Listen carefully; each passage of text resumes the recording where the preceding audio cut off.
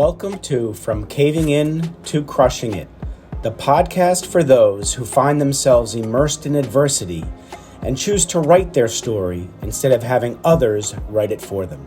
I'm Deraney, and I'm your host. Hey, Schwartzen, thanks so much for coming on, my friend. Hey, thanks for having me, Drew. It's good to see you. We haven't spoken probably since October when we were on that summit together, Dr. Jackson's summit. So definitely have to thank Dr. Monica Jackson for the introduction. She had a great group of guys on, and definitely one of them. I'm impressed by you, man, for a variety of reasons. One, the stuff that you've gone through. Two, your youth, how young you are and able to turn your life around and lead so many people now to turn theirs around. So I'm impressed, man. And so I always have people on the show who have gone through soul or faith shaking moments, and you end up having a choice in life. You either give up and retreat, or you fight forward and become a better human being for the adversity. And you are definitely one who has fought forward and become a better human being for what you've gone through. And you've also chosen to give back and help the youth turn their lives around and really do it proactively by teaching them some real rules of life, as opposed to what you and I were taught growing up. It's like we were taught growing up, hey, life is linear. If you do A plus B plus C, D is going to happen. You do all the right things. And no one's really lying to us on purpose. It's just what they were taught. But we know life is not linear. Stuff gets in the way in between those letters of A plus B and forces us to make a decision. And if it's the first time we've ever encountered something, if we're not asking for help and we try to do it ourselves, things happen that may be different if we asked a mentor for help. So life ends up being a circuitous route. So if you could, we've all encountered defining moments, and you could reach back as far as you need to, and think of those times where you had a tap on the shoulder, or you had a 2x4 upside the head that hit you and said, "Hey, Schwartzen, there is a better way to live," and then you did something about it. Yeah. First and foremost, thanks for having me, Drew. I appreciate that. Just as an adult now, I always consider myself still a child because I'm a child of God. I'm a man of faith, and my faith has carried me through so much in life. And just to give the backstory, I know, but for those who don't, I grew up in foster care, and so with foster care, since the age of 1 year old.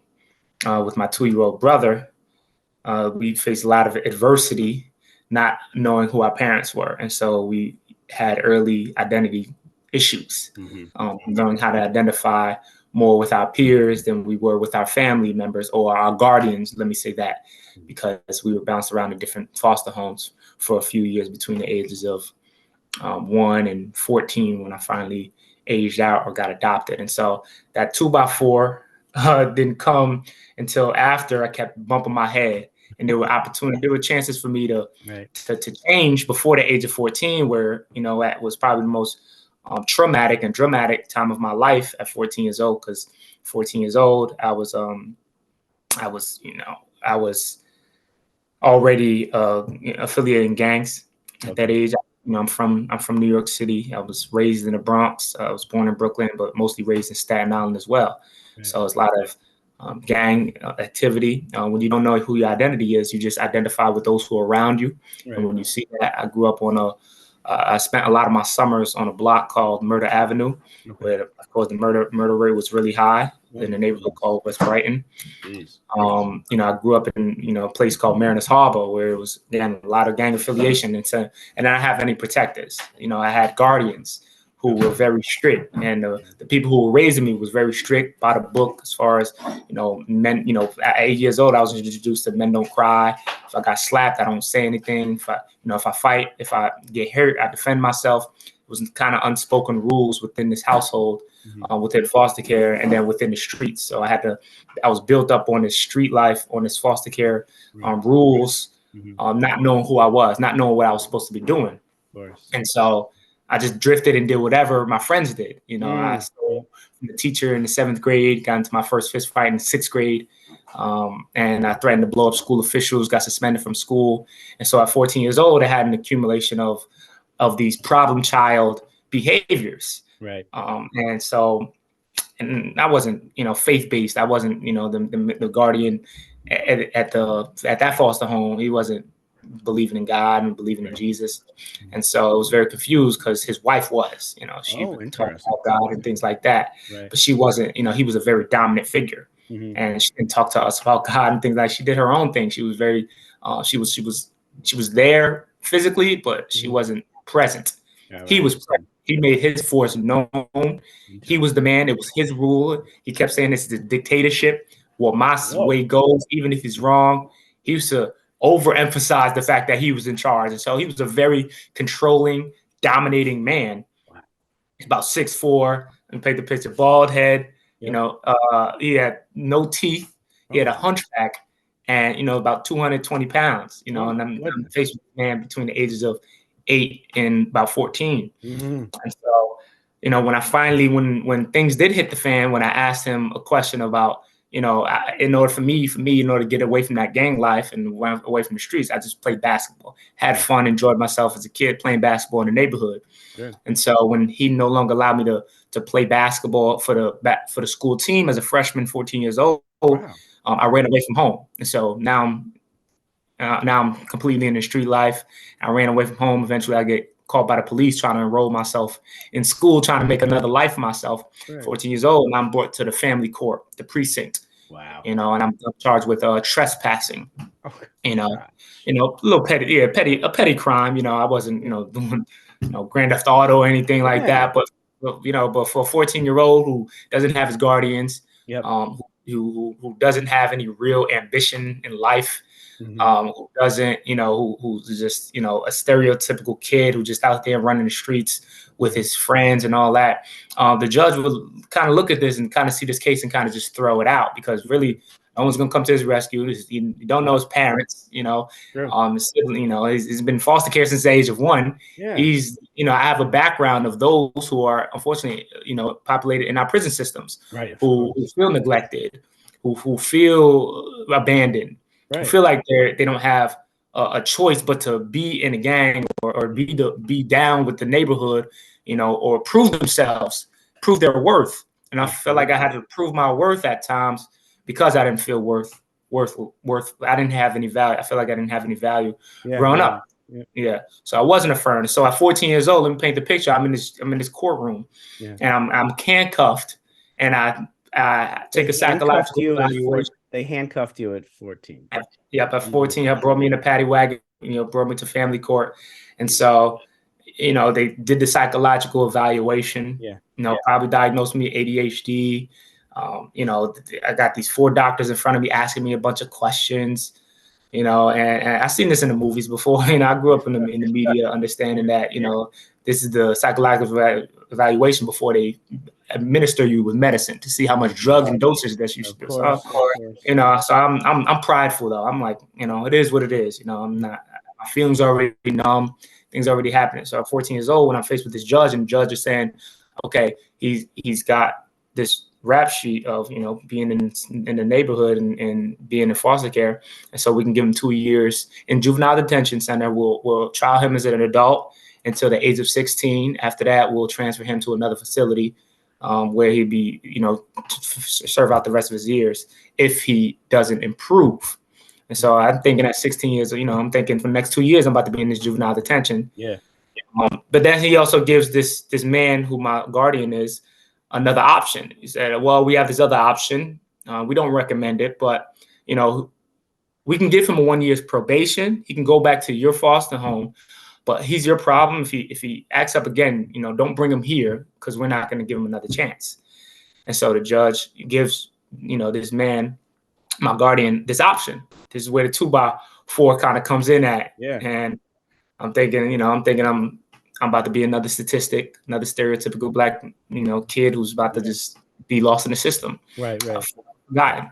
And this man, his name is Mr. Jarman, God rest his soul. At that time, he decides to take me home back to his house.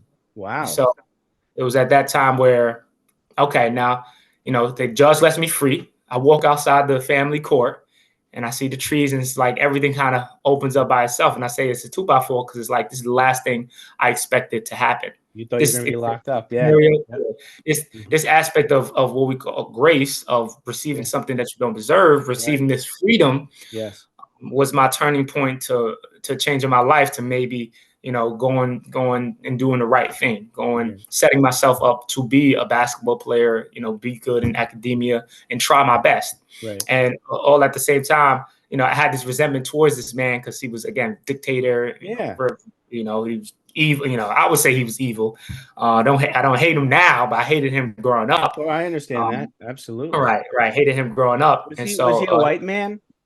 No, he was a black man. Yeah, he was black. So all right. So I'm trying to think how he had that epiphany to have some compassion. That must have been a surprise to you that compassion came out in that courtroom. He could have handed you over.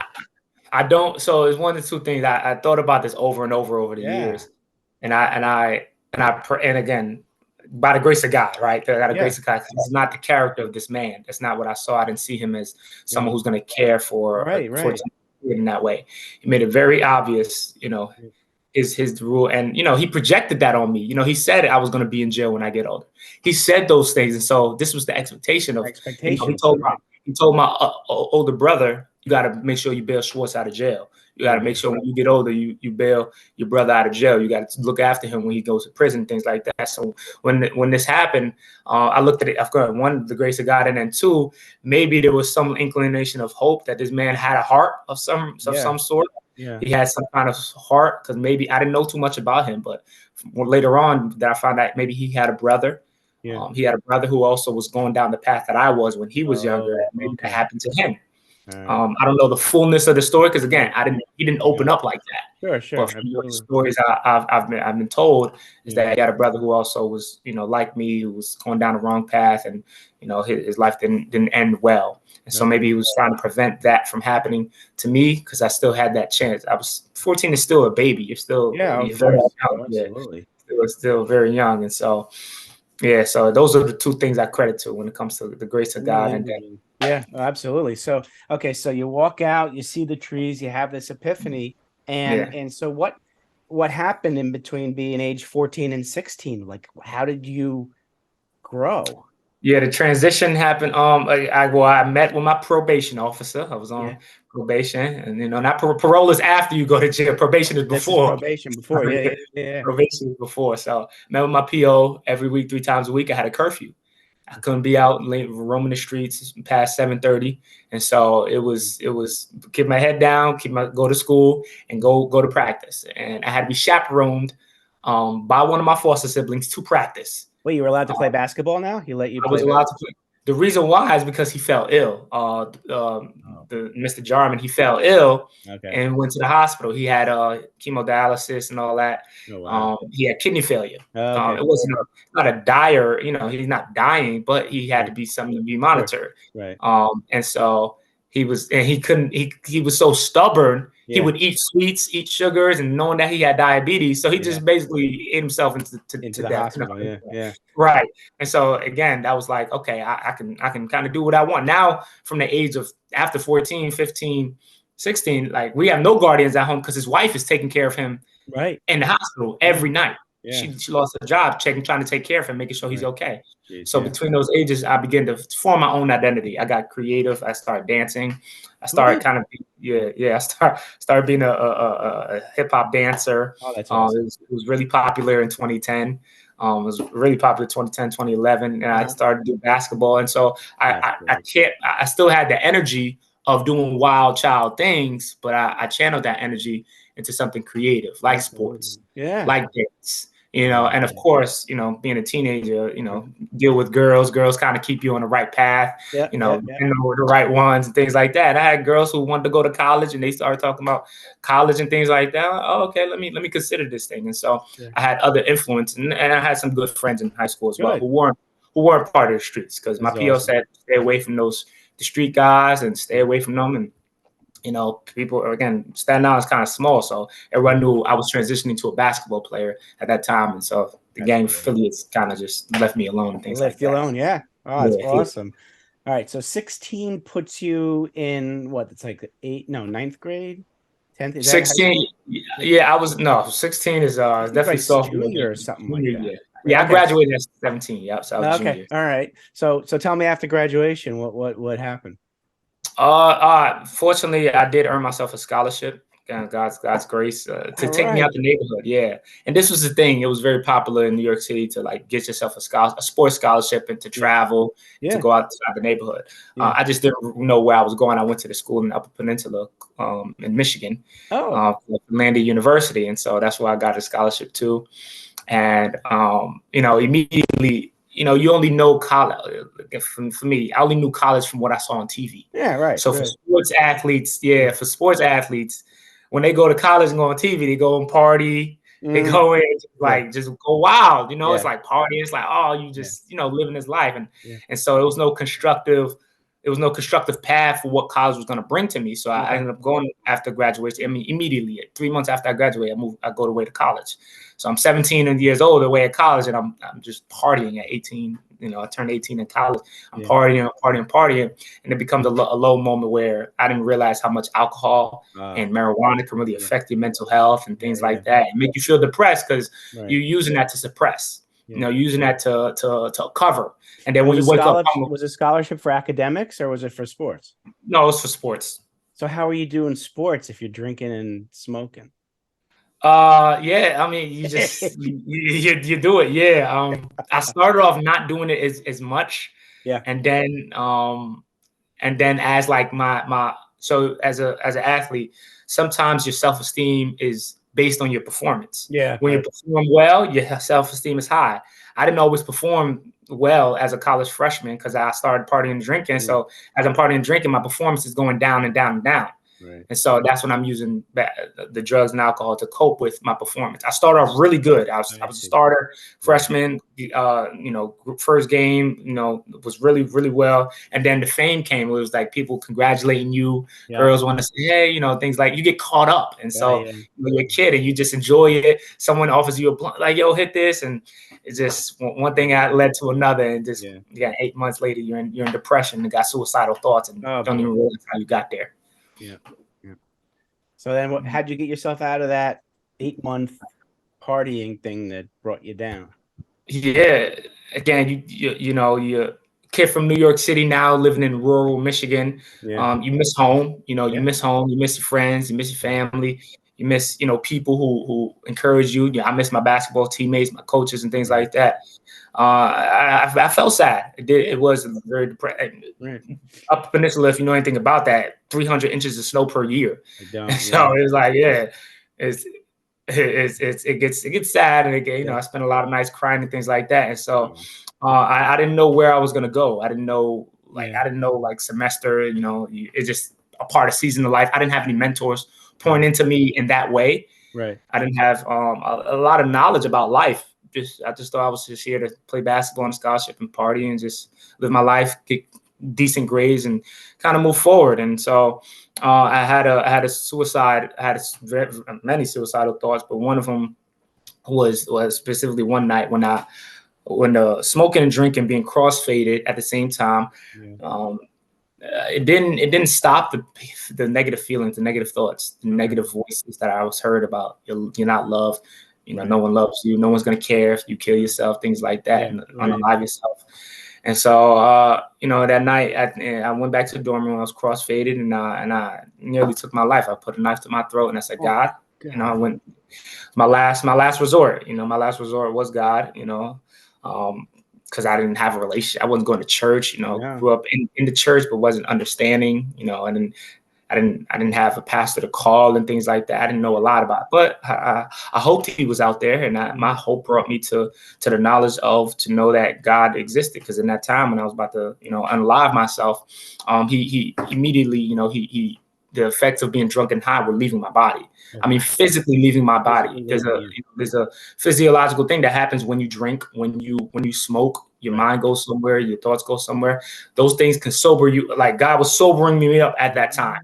Like, I don't know if you've ever spoke to someone and you like begin to be sober up in the bar or something like that. When someone says something to you, and you start to sober up, you can think clearly. And that's right. At that moment, I was thinking clearly, like, wow, this is a God that I said God, I called on the name of God. I said the name of Jesus. And at that moment, I was sobering up. My heart was racing. I'm having a panic attack. I'm thinking, I don't know what's going on. It's me in this dorm room by myself. And I'm like, what's going on? So I try to just go to sleep, trying to just brush it off or something. But then when I woke up the next morning, I felt very light. It was a sense of lightness. Usually when you're hungover, it's very heavy, dark, busting, you know, you got to work your snot out. You're probably still a little drunk and all of that. I didn't feel like that the next morning. It was the first time I actually felt light. And I'm like, I got to go to church. I got to go back to church. And this was at the end of the semester. Okay. Second semester. So now I go back to Staten Island. I begin to get involved in church, and I start studying the word. And that's when I increase my faith in Jesus. Oh, I love that. My gosh. And then now I can see the path towards helping the youth. So after you graduated college, what happened then? Man, anybody who graduates college, it's something called the post college blues. Yes, you know, post college blues. It's like, what now? I'm like, I didn't see myself a college graduate. So I don't have a vision for myself. Even throughout college, I'm like, that's right. Depending on the game of basketball. So I ended up going. I played basketball. I just wanted to again go overseas. I wanted to again just. Still didn't have a solid vision. I graduated at 22 years old from college. But one of my mentors in college was like, you ever thought about serving the kids, the youth, things like that? I was wonderful. Like, yeah, maybe I should do that. So I applied for this thing called AmeriCorps. AmeriCorps, if you haven't heard of it, it's Peace Corps, but the domesticated version of it. You serve 2 years overseas in Peace Corps. You serve 1 year in AmeriCorps. So I ended up doing that. And that's when I began to develop a love for curriculum development, which is what my expertise is in now. That's when I developed this knowledge, this thirst for knowledge when it comes to social emotional learning. At 22 years old. And I began to study the child psychology. I began to study behaviors and patterns, behavior change theory. I began to study, neuropathology and things like that. And to open up my world to, wow, maybe I can develop new neurons within my path to hopefully help someone else develop new neural pathways in there. So that's what I end up doing. But it sounds good. It sounds real well. But again, I'm still broken in a lot of ways. So I end up going to a bad relationship. The relationship that I was in high school. She was, we were cool in high school, was good in high school, but our high school was 10 years ago. After that, I'm thinking I'm trying to still, fill in the voids of still the sustenance things that only a woman can feel, of feeling love, of being emotion, full of emotions, things like that. And, 8 months after I get back with this individual, I end up being homeless. So not even a year and a half after college, I'm homeless for 6 months because I went overseas. I played basketball, but eventually, I got cut from the team when I played overseas after a little while. And then the young lady leaves me. We get together. She leaves. And so she goes back home. I'm now homeless. I'm stuck with this decision now. So what do I do now? I literally have no one to call. No one to ask. I'm full of pride. You were still overseas too. I'm still overseas. So my older brother, who was in foster care with me 1 year apart, he calls me. I'm telling him everything that's going on. He's like, yo, just come back to America, sleep on my couch, get yourself together. We'll figure it out. From there, we did. I slept on his couch for 6 months, got myself together, didn't do any relationships, stayed away from drugs, stayed away from I was like, I'm 24 years old. Let me pick this up now. Now everything's on me. Now I got to do something. I'm no longer traumatizing yourself now instead of other people. That's awesome. This is where be your own hero constructed. This is where, okay, I got to do something. I can't keep blaming my past for what I'm about to do. I'm grown now. No one's going to give a damn about a kid, a 24-year-old man sleeping on his brother's couch. No one cares. At that point, that's when I started writing a book. 6 months. Start writing a book 6 months, and I start finding my biological family, start looking out for them, trying out for them. Wow. I don't find them until I go to my first foster mom at 8 years old, who when I was taken away from her, and I asked her what my mother's biological name was, and she gave it to me. I went to Dr. Google, and the rest was history. Yes. And I know my family, so yeah. Oh my gosh. So tell me about the encounter when you met your biological family. How was that? Yeah, it was different. It was different. It's a tale because you got a mother and a father, right? And my father, on my father's side, I'm one of 12 kids, so I'm number Okay. 7, one of 12 count kids. Wow. And it might sound exaggerated or hyperbolic in American culture, but in Caribbean culture, it's a norm. It's a Oh, Caribbean okay. culture. Caribbean. Men have Okay. a lot of children with many different women, Oh, and okay. no one gets high about it. All right. And so he had many different children from many different women, but from my mom's side, I was one of 5 boys. She had all boys, and I was the youngest of her 5th of her 5 boys. And so it was a catalyst to get to know both sides, Wow. to know again, my You had like mother's 16 brothers and siblings. sisters, Yeah. siblings. Now, your Yeah. brother in foster care, Mhm. whose was he? Was he your father's or But mother's? we had the same mom and same dad. Same mom, same dad. Okay. Yep. And So so, wow, mhm. that's awesome. That he's same mom and same dad. And now, was he interested in finding his biological parents just as excited as you were?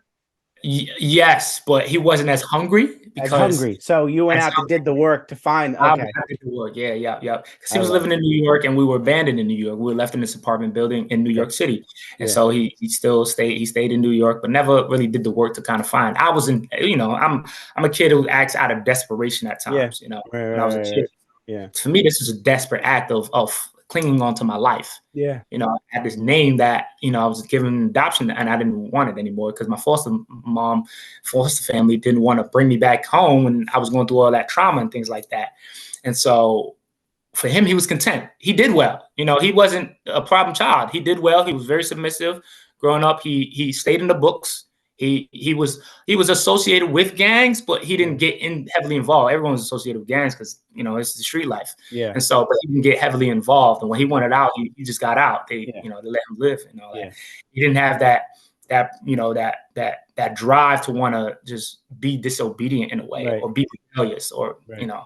in that way. So I did because I just felt like I just needed the attention. He took a very passive approach, and so he was content. When he was growing older, it was like, it is what it is. He didn't. Yeah. I wasn't content with not knowing my identity. He Right. was. Yeah. So when I found out, on my mom's side, he also.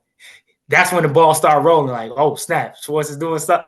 I got to start finding out stuff too. So he reached out to some people after my mom started dropping some names on who we're related to. Yeah. And we have all these cousins and all these siblings. Really, it was a lot of siblings. Yeah. And so we met them over the years, and it was good on my father's side. It was good. My father, he died 6 years before I found a family. But from what I understand, he was a lawyer. He was a Haitian advocate for education. He did a lot of things. He had a whole resume online. Right. I saw that. On my mom's side, I was a little different. She battled with mental illness. She lost her parents in war in Haiti. It was a lot different. There was no foster care in Haiti when she grew up as an orphan child as well. Right. And then came to America with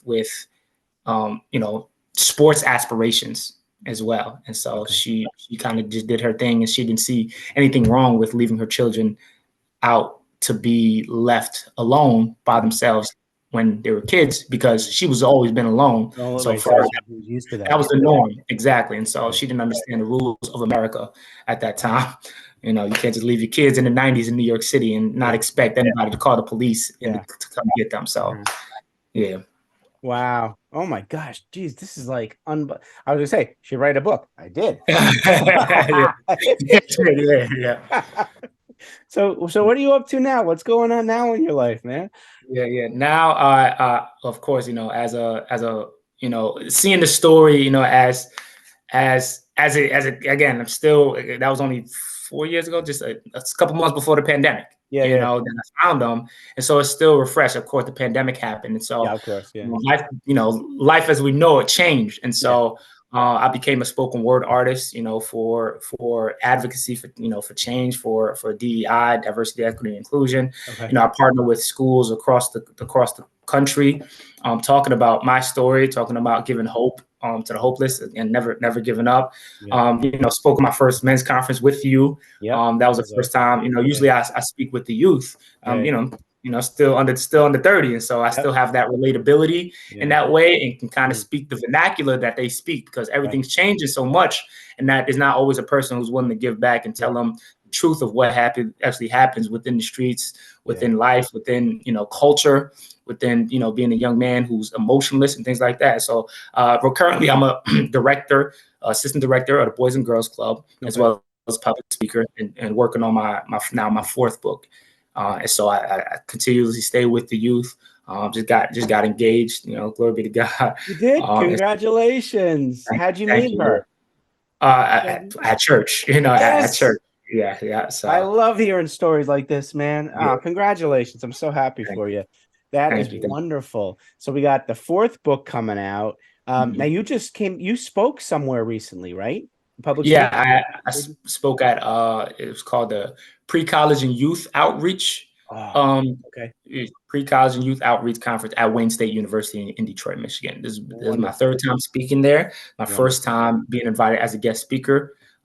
Usually I would do presentations, but this time I had a whole segment to myself, which was really cool. I love Detroit because I went to school in Michigan. Yeah. So it was a great opportunity for me to travel after the pandemic, speak in person, get to know individuals, and tell my story again, tell it from a fresh lens.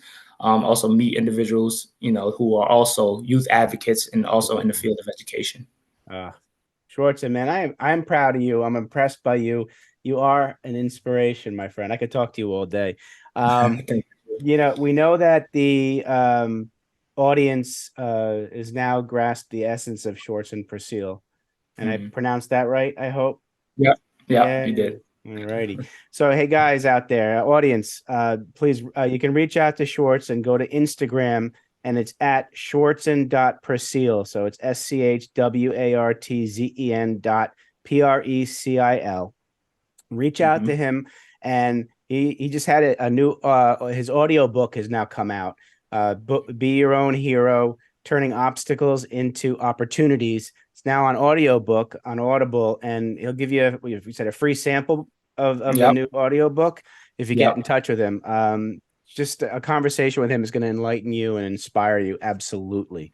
So, Schwartz, and I have two questions to ask you before we say goodbye. Well, it's never goodbye because you and I are going to keep talking to each other. But anyway, I have a question for you. So you get to put your imagination cap on, and you're sitting down with young 7 to 10-year-old Schwartzen, and you want to give him advice about life. What are you going to tell him? It's what I tell him today. Exactly what I tell him today. Even in the darkest moments, there is always a glimpse of hope. Just do not give up. Don't ever give up. It's going to be times where you want to give up on yourself because of what's about to happen. I will prepare him for what's about to happen. I wouldn't go into detail because I don't think my mind could handle it, or what actually happened. Again, I was also sexually assaulted at 8, in those ways. So how do you tell a kid that?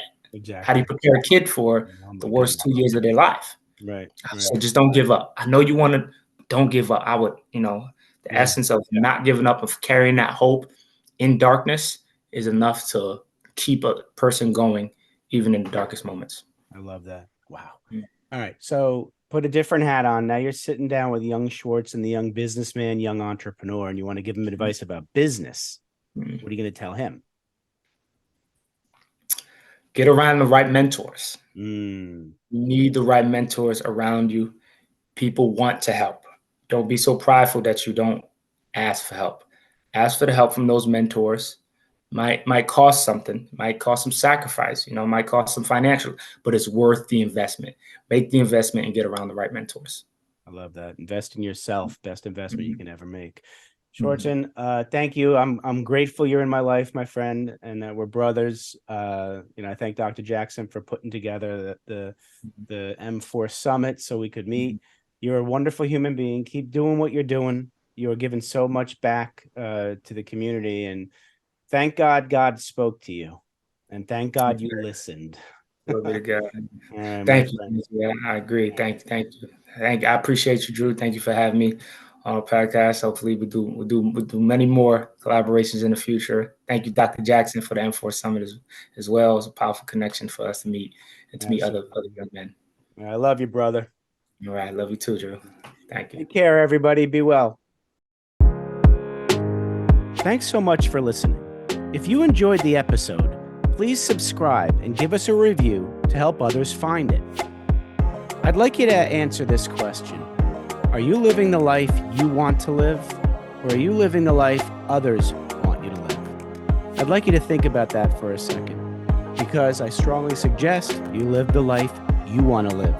If you want to learn more about what I stand for and my services and how I'm able to help many men get out of their own way, please go to my website at www.profitcompassion.com. Feel free to also email me at drew@profitcompassion.com. I'd love to have a conversation with you. Take care of yourself and choose to write your own story instead of letting others write it for you.